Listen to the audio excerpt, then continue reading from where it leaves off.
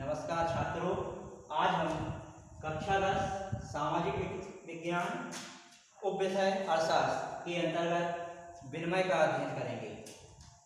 तो यहाँ पे सबसे पहले विनिमय का अर्थ एवं परिभाषा। तो विनिमय की परिभाषा है दो पक्षों के बीच होने वाले वस्तुओं और सेवाओं के आदान प्रदान को विनिमय कहते हैं। तात्पर्य है कि जब दो लोगों के बीच में वस्तुओं का आदान प्रदान होता है, यानी कि एक वस्तु एक व्यक्ति के हाथ से दूसरे व्यक्ति के हाथ में जाती है, तो उसके लिए विनिमय कहा जाता है। जैसे हम किसी दुकानदार के पास गए, हमने दुकानदार को पैसे दिए और दुकानदार ने हमें वस्तु प्रदान कर दी, तो ये क्या कहलाएगा? विनिमय कहलाएगा।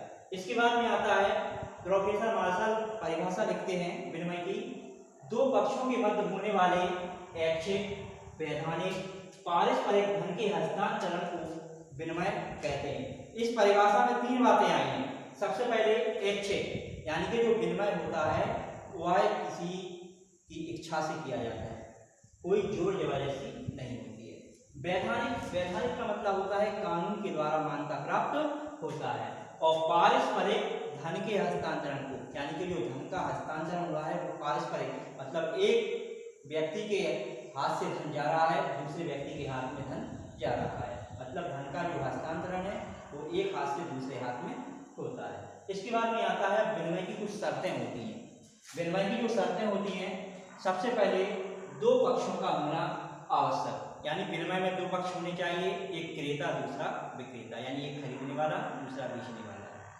अगर दो पक्ष नहीं है तो विनिमय संभव नहीं है। दूसरी बात आती है दोनों पक्षों को लाभ, यानी कि यहाँ पे जो विनिमय में जो शामिल दो पक्ष हैं उन दोनों पक्षों को लाभ होना चाहिए।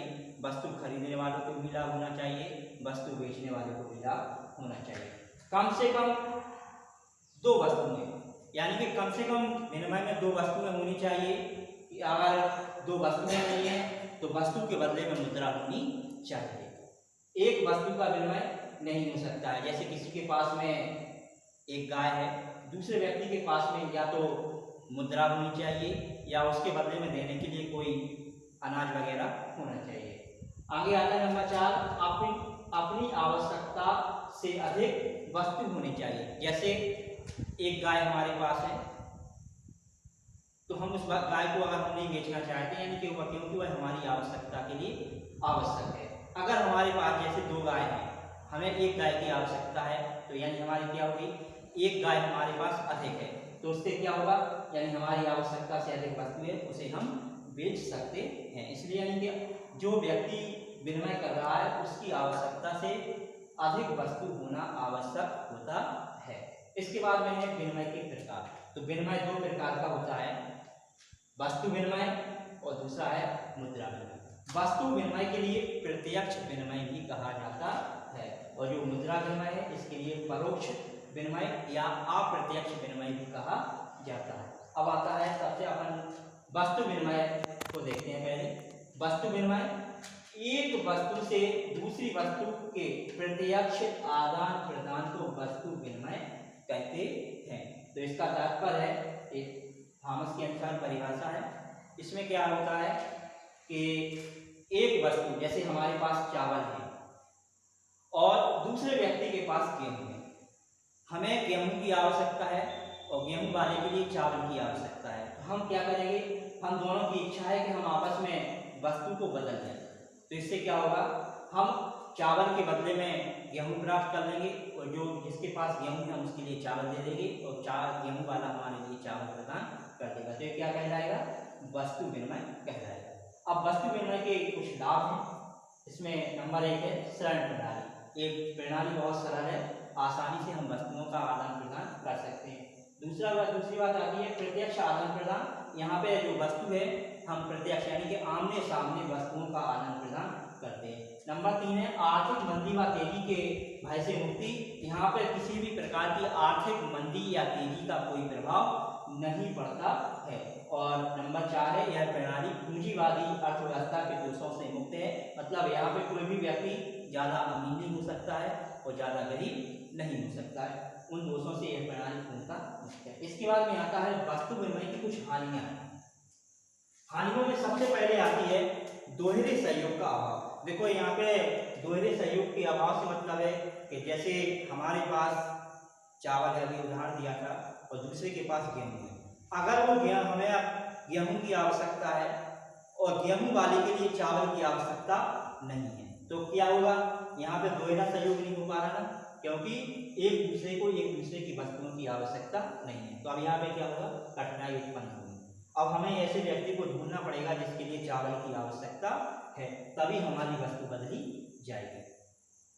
दूसरी बात आती है मुद्रा के अभाव में वस्तुओं का उचित मूल्यांकन नहीं होना, यानी कि यहाँ पे मुद्रा के अभाव में वस्तु का मूल्य तय नहीं हो पाता है। किसी की वस्तु कम कीमती है और किसी की वस्तु अधिक कीमती है, तो यहाँ पे क्या होता है कि मुद्रा के अभाव में वस्तु का उचित मूल्य तय नहीं हो पाता है।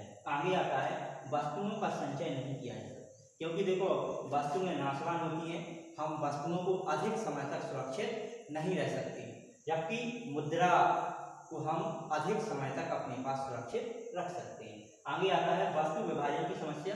अब देखो वस्तु विभाजन की समस्या ऐसे है, जैसे किसी के पास एक गाय है, गाय की कीमत कितनी है, 1 कुंटल गेहूं। अब किसी के पास 50 किलो गेहूं है, अब 50 किलो गेहूं उसके पास है, तो गाय को आधा तो किया नहीं जा सकता है, ठीक है। तो इस प्रकार से यहाँ पे वस्तु विभाजन की समस्या आती है। नंबर 5 आता है अचल संपत्ति के स्थानांतरण की समस्या।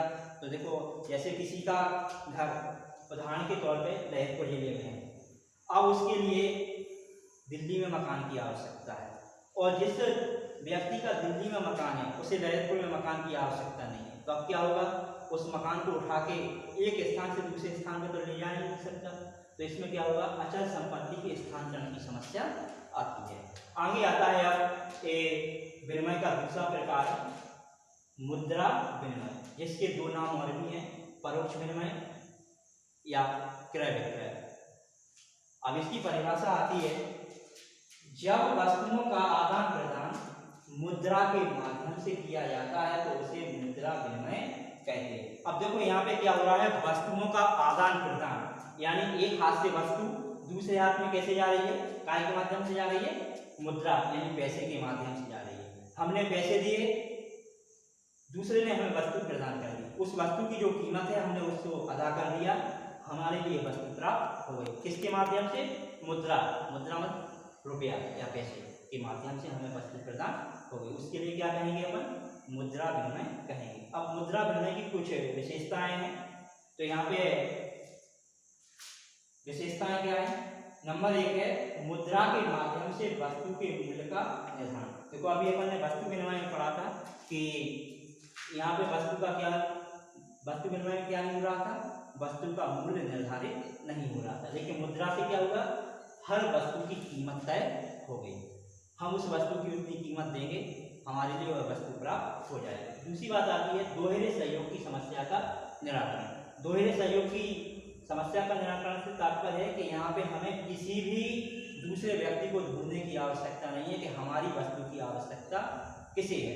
हम बाजार में जाएंगे, हमें जो भी वस्तु चाहिए है हम पैसा देंगे, हमारे लिए वह वस्तु प्राप्त हो जाएगी।